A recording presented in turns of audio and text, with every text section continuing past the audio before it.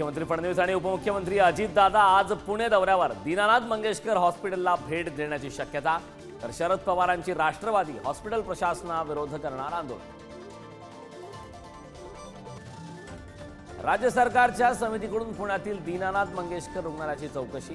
गर्भवती महिला मृत्यू प्रकरणाचा अहवाल आरोग्य विभागाला पाठवला. काय कारवाई होणार याकडे लक्ष. कोल्हापुरात शक्तीपीठ महामार्ग संघर्ष समिती आक्रमक. उपमुख्यमंत्री एकनाथ शिंदेंच्या आजच्या दौऱ्याला विरोध. शेतकरी कर्जमाफीची मागणी आणि शक्तीपीठ महामार्गाला विरोध दर्शवत शिंदेंचा ताफा अडवण्याचा इशारा. पोलीस अधिकारी अश्विनी बिद्रे खून खटला प्रकरणावर आज अंतिम निकाल. 11 एप्रिल 2016 झाली होती हत्या. मागील 7 वर्षांपासून आरोपी अभय कुरनकरसह 3 जण न्यायालयीन कोठडीत. आज पनवेल कोर्ट काय शिक्षा सुनावणार या निकालाकडे लक्ष. धनंजय मुंडेंची पहिली पत्नी करुणा शर्माच्या पोटगी प्रकरणी आज मुंबईतील माझगाव कोर्टात सुनावणी. करुणासोबत लग्न केलेले नाही, पोटगी देण्याची गरज नाही, धनंजय मुंडेंचा आधीच्या सुनावणीत दावा.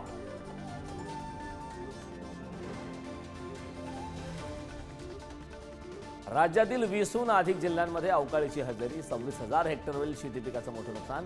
तातडीनं पंचनामे करून आर्थिक मदत देण्याची शेतकऱ्यांची मागणी.